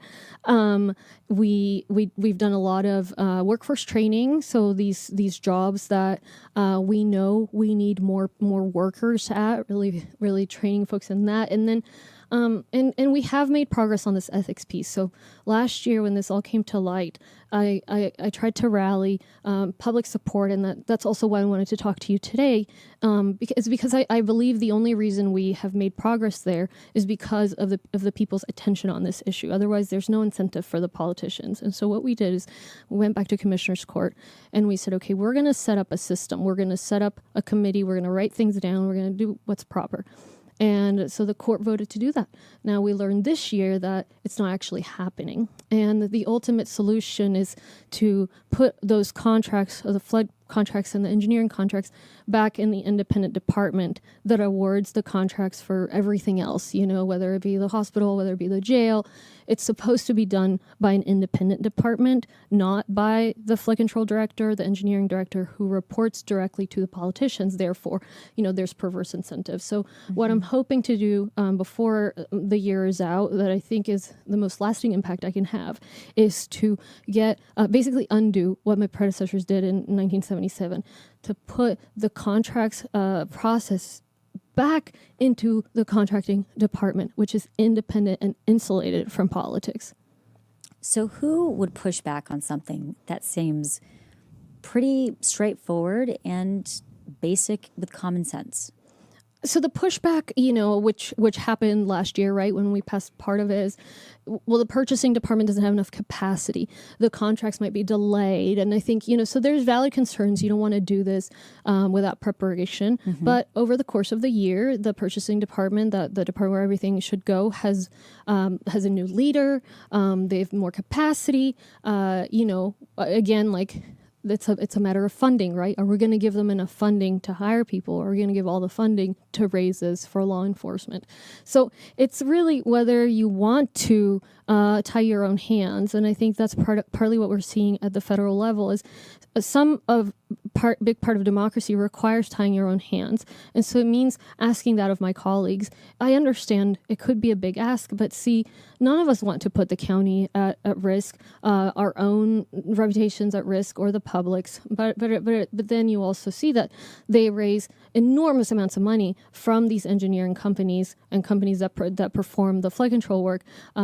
Their coffers are orders of magnitude larger than the political coffers of elected officials in counties of relatively the same size. So, so I think that's where the public needs to be that weight for. It's not just me saying, "Hey, tie your own hands, trust me," but people saying, "Look, you're still going to get donations, right? They do still in other counties. Just instead of getting 10 million, they get 2 million, right? And let's do this properly. And that's just better in general. It's better for investment. It's better for systems. It's better for efficiency, for cost savings, you name it.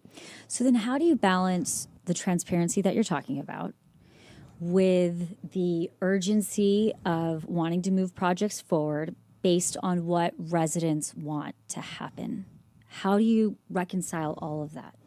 I think you have to just make sure that the systems are in place.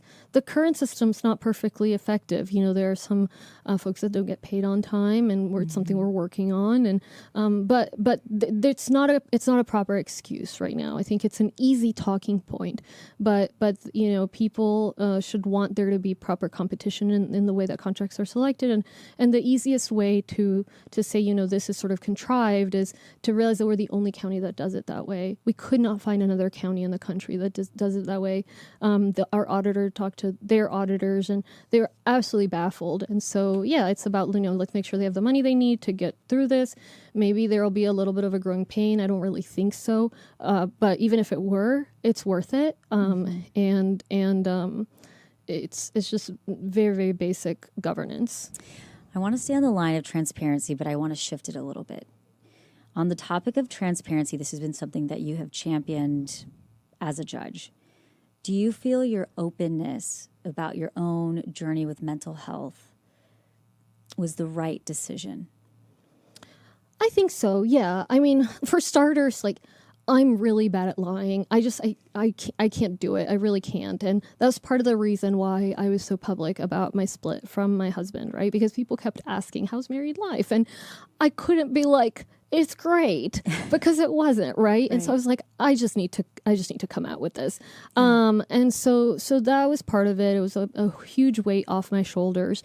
But even the minute I started my leave, I said, I want to put out a statement that says what's going on, because I knew that this would help somebody. When Senator John Fetterman took his leave for depression after a heart attack, I remember reading about him in Time magazine, and at the time I was in a really dark place. I didn't know what to do. I didn't have the support I needed medically or otherwise. And reading that article is what gave me the idea to say, wait a minute, no, I deserve more help. I can do something. And since then, I've heard from many people who echo that same thing. And I also know from talking to professionals, from talking to other folks with mental illness, that the more we talk about it, the less stigma there is. I know people try to use it against me. I don't think it's effective. I really don't. I mean, I think that everybody else kind of hears it and rolls their eyes, because we're at a point where you might pretend like you don't have a mental illness, and maybe you don't, but at least you know somebody who does, or somebody in your family does. I mean, the statistics, especially post-COVID, are very high. Yeah. Was there anybody during that time, or in any time as judge, that really stood out to you, that surprised you as somebody that was an encouragement, that gave you a word of encouragement, or, just surprised you? A lot of people, people from both parties. I don't know that this person would want me to name him, but it was a prominent figure from the opposing party. There were people that I knew very well, community leaders, supporters of mine, that told me about their struggles. A lot of my counterparts, other county executives in large counties, they shared how they worked through their issues. I mean, it's a really hard job. It is. And so odds are, even if you didn't have a mental illness before, like you've got something going on now. And so how do you deal with that? Yeah. So I was pleasantly surprised all around. I really was. People have recently taken to sort of trying to bring it back up, but I just don't think it catches on. It just doesn't. Mm-mm. You kind of touched about this, about your legacy a little bit, and you still have until December. What do you want in these last months to look like for you in your role still as the judge? So we've done a lot of work in partnership with other governmental entities, nonprofits. Obviously, always have partnerships and incentives for the business sector, but I've really found my footing in promoting Harris County abroad and recruiting more investment. So we were in Taiwan and Japan for a trade mission in late October. So two of the big companies we visited in Taiwan were Foxconn and Inventec. Foxconn we've all heard about because they make part of the iPhone. So that's you kind of know that name. And then Inventec, they make like the Kindle. They make laptops, and then the company puts their logo on it. So we go and we meet with these people, and the investments that they were going to have in Harris County, they've now committed to growing, and they've committed to building new plants in Harris County. And that's because we met, and they now have like a window, like one window that they can stop at, is how they phrased it at Foxconn, and where we help them navigate how to expand. We have a conversation about workforce. And so, I mean, it's amazing. It's like, a lot of communities are hosting these AI server farms, and they take a lot of water and a lot of energy, but they bring employment. For us, we are building the servers here, and so it's like we get the upside of the AI revolution without having those very severe environmental issues. And so I want to continue doing that. I want to really expand those economic ties and bring more jobs and businesses here. I want to see the the ethics reform through. Very important to me. It's going to depend on the extent to which I can get the community interested in something that's like eyes glazed over kind of thing. And then there's a couple other issues that we're interested in. The stray dog population, intractable, very interesting, very important issue in some of our poorest communities. They're just terrorized by these dogs, but they also don't like to have them neutered for cultural reasons. Human trafficking, and so that's basically it. But I would say sort of the most sort of structural stuff, getting through emergencies, ethics reform, and then more focus on economic development and real outcomes from that. Sure. So looking at 2027, what do you think the next Harris County judge needs to be successful from a political standpoint, but also from a governing standpoint? I think it's very simple. It's about financial management. I will confess, another factor in my not wanting to run again is, just what a terrible fiscal situation the county's in, and that's sort of against my despite my opposition. Obviously, I wasn't effective enough to recruit additional opposition. There was only two of us, but with the state's policies toward Harris County, which limit our ability to collect revenue.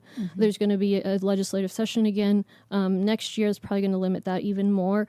The funding that has been spent that we don't have just this year already, $4 million more were requested by the budget director for this massive pay raise I was given. And so I said, well, where do we get $4 million from? I said, well, we're going to have some savings once we stop having to send inmates to Louisiana because our jail is full. It's like, okay, so we're spending money with money that we're not sure is going to come or when, right? So I think the incoming county judge has to really stand on their own 2 feet and be that source of accountability to say, wait a minute, let's not make this worse. In fact, let's try to fix it. And it may not be politically popular, but I actually think they can win re-election with that. I mean, people want government to work. That's where the apathy comes from. And eventually it's going to work less, and eventually they're going to have to raise taxes. And, mark my words on that one. And so I just rather we be transparent about it, and we tackle it. And, the mayor already sort of alluded to a tax hike. Harris County basically copied what the city did. So it just needs to be clearly addressed. Mm-hmm. Do you plan on endorsing anybody for the Harris County judge role? I know it's not right now. Of course, the race is not for a month or so. So I'm not gonna say absolutely not, but not right now. So let's say an outlier comes in, a young woman comes to you, is listening to us right now, and says, "You know what? I want to get into politics. I want to champion for my community." What advice would you give them? Do it. I mean, they do, and I'm like, yeah, go for it. And what I tell them is, there's never going to be a good time. Few people, like maybe they're recruited to run, and then they're already known, and so people with money or sort of embrace them and help them raise the money, and that's very rare. Odds are, whoever wants to run, it's going to be uncomfortable, it's going to be financially challenging, it's not going to be guaranteed. You might do everything perfectly and still lose, or vice versa. And so I tell folks, if you want to run, just you could wait your whole life for it to be the perfect moment. And then the folks that are elected, there are several elected officials that I try to mentor in terms of, let me put everything in perspective for you to realize that you don't need to kill yourself doing this job. I mean, it's like nothing's on fire right now. It's a job, it's important. But I mean, just the level of trauma and stress that exists among elected officials that come at it for the right reasons, but just are not able to find any kind of balance. So it took me a while to find it. I think I'm there now, and so I want to try to show folks a little bit more of what that looks like. What guiding principles shaped your decisions most during your time as a judge? So one thing I always tell my team is err on the side of transparency, period. Easy to kind of hold things back, but just don't. And then, talking to experts, talking to people who come at the same issue from a different standpoint.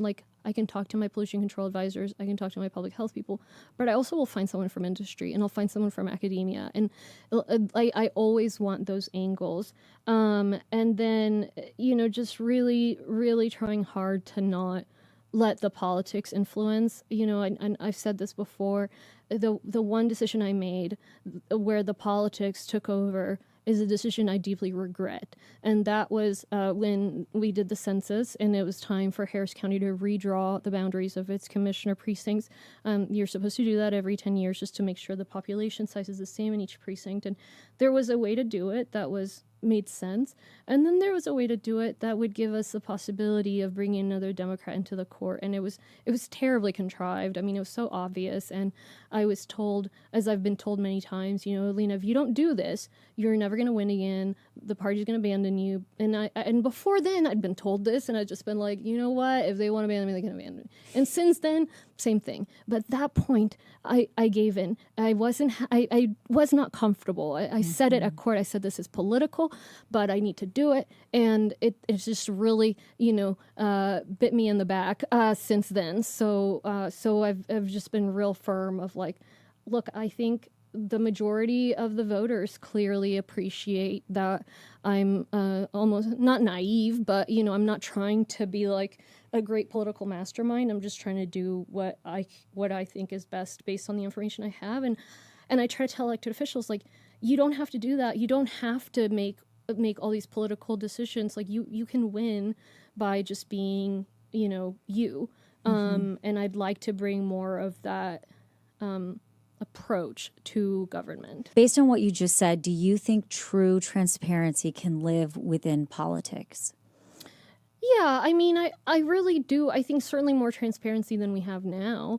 There's always going to be things there's other companies that are looking to come to Harris County that we interacted with during our trade missions, but I can't share what their names are because we shared an NDA, right? So there's always going to be something like that. Right. But I think it can be done. A perfect example, these lawsuits we're facing from mothers of young men that died in the jail. Jail is pre-trial. You know, they've not been convicted of a crime. They were arrested, mostly minor things. They had a medical episode and they died.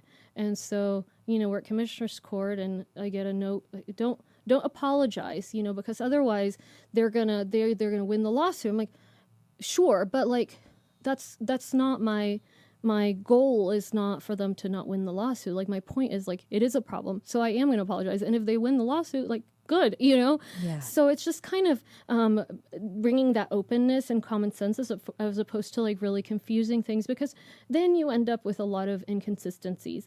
And you know, I could go on forever about the inconsistencies that we have now. You're just twisting yourself into knots. I think it can be victorious. I don't know if it's necessarily the best strategy. I mean, I think in politics it's very easy to say, you know, the ends justify the means. I'm a great person. I'm going to make it far if I, you know, manipulate this and that. That's just a difference in perspective. That's not, to me, that would make it really hard for me, and I would just not feel right about it. But I think that both paths can get you there. So after everything you've experienced, do you still have confidence in public service, and are you going to stay in public service? Yeah, absolutely, I do, and I need more people. We all need more people to come into public service who are not going to, you know, get to the seat and get amnesia. That's something else I borrowed from a colleague. I mean, it's amazing to see how people change, just unbelievable. Some people I ran with, and you know, put the robe on, and you're a totally different person. And so we need more people that are not going to do that. I think that I need a break from this. And I always said I'd do 2 terms, but my hope is to come back and run for office again.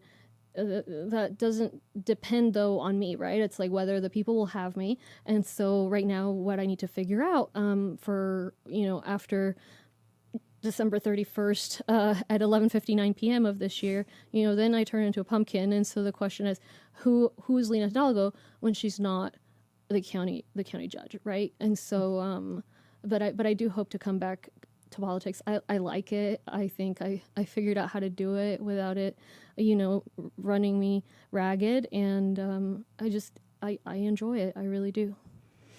Harris County Judge Lina Hidalgo, thank you so much for joining me on Cold Coffee today. Thank you. You just heard my conversation with Harris County Judge Lina Hidalgo.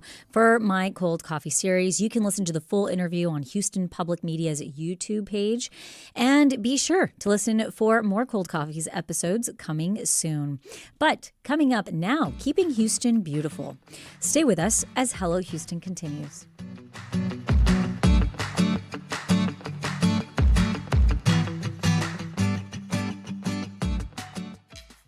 Houston Matters highlights the people, places, issues. It's not just your car. It's the one that brought your kids home from school, took you cross-country, held memories, laughter, even a few breakdowns. When it's time to let go, give your car a new purpose. Donate it and turn memories into meaningful support for this station. Plus, you'll enjoy free and easy pickup, potential tax benefits, and a simple donation process. Your gift supports the programs you and your family love. Donate today and help keep public media strong. Call or donate online. We recycle and exercise and generally try to do the right thing, but what if it's not our failings that hold us back, but systems? And the way to head off regulation, which might slow down the explosive growth of plastics, is to point the finger of blame at us individuals. Why individual responsibility alone doesn't achieve large-scale results. That's next time on Think. Think tonight at 11 on News 88.7. Childcare is expensive, more than a mortgage, rent, or college tuition in many places. In New York City, Mayor Zohran Mamdani has gotten a lot of attention for promising universal daycare. Now, others are asking, can childcare funding, much like funding for our public schools, be set aside? I'm Juana Summers. We take a look at the growing trend to help parents with childcare on All Things Considered from NPR News. All Things Considered with host David Pittman this afternoon at 3 o'clock.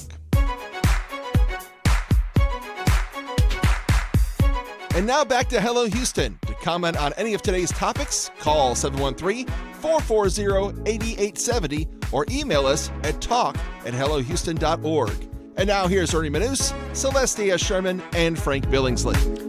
Keep Houston Beautiful is a local nonprofit dedicated to the cleanup and beautification of our fair city. Since its founding in 1979, the organization has carried out its mission of creating and maintaining a clean Houston through education and community partnerships, in addition to empowering residents and the community at large to take responsibility and play a role in ensuring the city's natural beauty is preserved. To tell us more about the organization, we're joined by Alan Steinberg, a volunteer board member for Keep Houston Beautiful. Alan, welcome to the program. Thanks so much. Happy to be here. Okay, it's more. When people hear that and they think, oh, they go out and they pick up trash. Explain how we're missing the point. Well, I mean, I think that is one of the first points. We definitely do want to pick up the trash. As you all know, there's a heavy trash problem in Houston, litter problem in Houston. We want to address that. And one of the best ways to address that, though, is through education, helping people learn that they shouldn't do that in the first place. So whether it's teaching people not to litter, whether it's about recycling and what you can do with things so we can prevent that waste, there's also beautification coming from things like tree planting and public art. So it really is a much broader spectrum than just picking up trash. But at the end of the day, we do want to keep our city litter-free if we can. You know, I have to ask, though, we know that there is in a specific part of Houston where there is a trash dumping problem. Where do you all come into that situation when we were constantly talking about this area? I think it's, is it the Third Ward area that we're looking at? I mean, sadly, there's multiple areas. It's not just one place where we have a dumping problem. So like I live in the Alief area. We have the problem in our area as well. I've heard that, So yeah. multiple places in Houston are facing this. A lot of times what we see is it's contractors perhaps that are leaving construction waste. It also could be people that are just trying to get rid of that old couch or the mattress that you want to get rid of. And so this is a far-reaching problem. It's something that we do work with the city on, looking at 311 data and trying to identify where are some of those hot spots. A lot of city council members also have put in place their own hot teams to address it within their districts. So looking forward to continuing to work together with the city and how we can kind of address those problem areas. Recently, we've talked a bit on this show about the new idea of having no more scheduled regular heavy trash pickup, but 4 times a year, some call in, have them come. How do you feel about that shift? Does that make sense to you to do it, to approach it that way? Do they need to be a combination of some way? What would you guys recommend? Yeah, it's going to be a challenge. I think it's great to have the ability to call in when you need it. A lot of times you're wasting those trucks driving through a neighborhood and maybe no one on your street needs heavy trash that week, that month. Who knows? I haven't put heavy trash out in a year. Yeah, I don't know when they pick it up at my house. I never put it out. So I think there's definitely a value to being able to request it. The challenge is logistics. One, how do we ensure that we can make these routes efficient? Thanks to computers, we probably can figure that out. I mean, if Google can tell me where to drive at what time, they can probably tell me when to pick up heavy trash. The second is the behavioral change. It's going to take a lot for people to realize that things are changing. And so it's going to have to be a really strategic rollout of how do we teach people that now, instead of following a pattern that we've tried so long and so hard to teach them the pattern in the first place, now we need to work on the idea of calling in and saying, hey, I've got this trash and here it is to pick it up. So I'm looking forward to this change. I think it'll be a positive change, but it's going to be a while to get people used to that. I like it more. I like the idea that, like you said, I don't always have heavy trash, but if I did, I never know what to do with it. So if I knew, all right, put it all together, talk to my neighbors, hey guys, let's all put it out and then we'll call it in. Boom. I mean, if we could coordinate, it'd be even better, right? If we get the whole street or the whole block together. We're a very talkative little group of 6 homes, so we talk about everything. It's one other topic that I feel like oftentimes as Houstonians, there's a lot of questions around is recycling. And there are some neighborhoods that have it. There are some neighborhoods that don't. Talk to us about how that works and how it works into Keep Houston Beautiful. For sure. Recycling is a little bit of a challenge. Right now, we do have citywide recycling. Single stream, you throw it all in the one green bin if you have City of Houston trash. Now, of course, in the City of Houston or in this general area, not everyone's in the City of Houston, so that causes a little bit of confusion. If you're in a multifamily housing, you probably don't have traditional City of Houston trash, you have private trash. So there can be some different confusing pieces about what can or can't be recycled, where to recycle. In that single stream, pretty much we can throw a lot of things on it. One of the nice things is the bins themselves sometimes have a sticker on the side and say, throw this stuff in, don't throw in other things. Yeah. Additionally, there's websites for it. Both the City of Houston as well as Keep Houston Beautiful's website maintains a list of what can and can't be recycled. I think part of the challenge, though, is the behavior, teaching people to recycle in the first place. And what we find is if you can teach people when they're younger, when you can get to their kids, that's who's going to be the correcting force, right? Yeah. When your kid says, Mom or Dad, no, don't throw that in there, that's recyclable, it's kind of where you learn it from. Yeah. Well, I never know when my recycling gets picked up either. We all put it out on Sunday night, and sometimes it's picked up on Monday, sometimes on Wednesday. I don't know what's going on. What I will say, I live in downtown, and we'll put out the garbage can. And here's my mixed emotion to this. I'll look in the recycle bin, and obviously over the night, someone's come and just thrown stuff in there. On the positive, they threw it in a can instead of just dropping it on the street, so I'm happy. It's never what should go in the right cans, and so that makes me unhappy. But at least people are thinking to themselves, hey, I got trash, I'll throw it in that can there. And I'm okay with that. It's a step in the right direction, Yeah, at the very it is. least. Right? Something is happening. But you bring up an important point about contamination within recycling, and that's something the city of Houston's been working on, is figuring out how can we reduce contamination. Right. The more contamination we have in recycling, it's going to cost us more money as taxpayers. So if we can really educate and try to do it as properly as possible, that's great. Some of the challenges, though, come from what I call the pizza box problem. When you have a greasy pizza box, can I recycle it or can I not recycle it? And the answer is? Depends how greasy the pizza box is. Right? So it's not as simple as we think sometimes. I would argue error on the side of caution. Throw the pizza box in. When it gets to the MRF, the facility that separates the different pieces, they can always kick it out, as opposed to, well, if I don't put it in there, it's definitely not going to get recycled. So, Alan, you're a volunteer board member. There are a lot of ways to give your time and your talents and efforts. Why do you choose to work with Keep Houston Beautiful? Why are you passionate about it? I think litter is a challenge. It's a problem. I love our city. I love being here in Houston, and I want to keep it beautiful. And that means whether it's picking up trash, as we talked about, but also how we can expand that beautification concept and really putting Houston in that positive light. Mm-hmm. Sometimes people want to talk about it instead of keeping Houston beautiful. Well, is Houston beautiful? Mm-hmm. And I would say it is. And that's part of the reason I like our name and I like our mission, is that moving forward, what can we do to make us more beautiful and to really keep that flavor and that culture that we already have? Mm-hmm. Houston, major urban center. Some people are going to argue it's always going to have trash around. I'm curious, have you looked nationally at other major urban cities and seen ones that have really achieved what we're hoping for in keeping their cities pristine and beautiful, and others that have fallen behind in this regard? Where do we fit in that, and what lessons can be learned? I'm not sure where exactly we fit in that. There's definitely places I've visited where I feel like, wow, well, at least we're doing better than this place. And I don't want to call out any cities. Yeah, we don't want to call Dallas out. Just joking. No, I think part of the challenge is you're right. It's a big city. We're always going to have some litter. We're always going to have some problems. It's always going to be less than optimal. But can we move ourselves in the right direction? And what can we do to make it better? Thinking both for today and for the future. Mm-hmm. Are there cities, though, that you have seen that, or have you, what's the word I'm looking for, worked with other places that have had a different handle on it and gleamed their best practices? What we've seen in other cities is the more we can learn about the city, the better we can do. And so one of the things we've been working on and we're starting to work on is doing a litter audit and really trying to figure out where are the places that we see litter, where do we see it over and over again, and where is it just a one time? Because when you're driving through the city and you say, oh man, this street's horrible, and then 2 weeks later you drive by and it's clean, you don't really re-register that it's clean. In your head, it was still horrible the first time you saw it. Yeah. Similar to a park. If you go to a park, you're thinking, oh man, I saw that Coke can sitting there, or I saw that piece of litter on the floor. This park is dirty.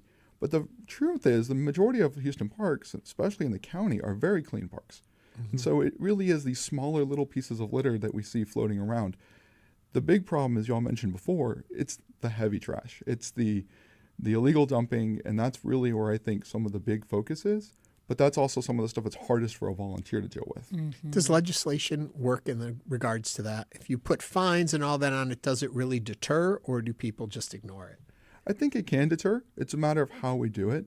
It's a combination of what does it cost to litter versus what does it cost to actually throw away your waste. And we've had this question with tire recycling. Mm-hmm. So Keep Houston Beautiful and the Houston Clean City Commission had done a report previously looking at tire recycling and figuring out the cost to recycle a tire is just slightly higher than the cost to landfill a tire.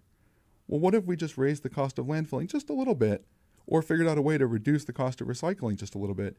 Could we get some of those tires over to the recycling rather than in landfill, or even worse, on the side of the street? Good point. Very good point. Alan Steinberg is a volunteer board member for Keep Houston Beautiful. If somebody would like to get involved, Alan, where can they go? The best place would be our website, houstonbeautiful.org, or of course on social media. You can find us on Facebook, Instagram, Twitter, LinkedIn, Houston Beautiful. Alan, thanks for joining us today on Hello Houston. Thanks so much for having me.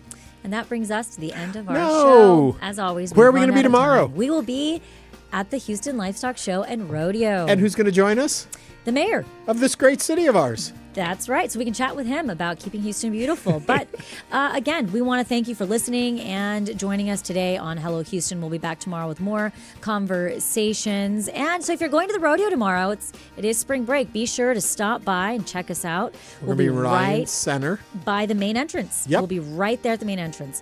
Thanks for joining us today. This is News 88.7. Have a great day, Houston. Thanks for listening to Hello Houston. Join us every Monday through Friday from 11 a.m. to 1 p.m. to talk all things Houston. The Hello Houston production team includes Garrett Bowman, William Menjivar, Jen Altide, Todd Holslander, and Jim Kovacic. For the latest in local news, subscribe to the Hello Houston daily newsletter at houstonpublicmedia.org. Hello Houston is a production of Houston Public Media. The opinions expressed by the guests of this program are solely their own and do not represent the views of management, staff, or underwriters of Houston Public Media. This is News 88.7.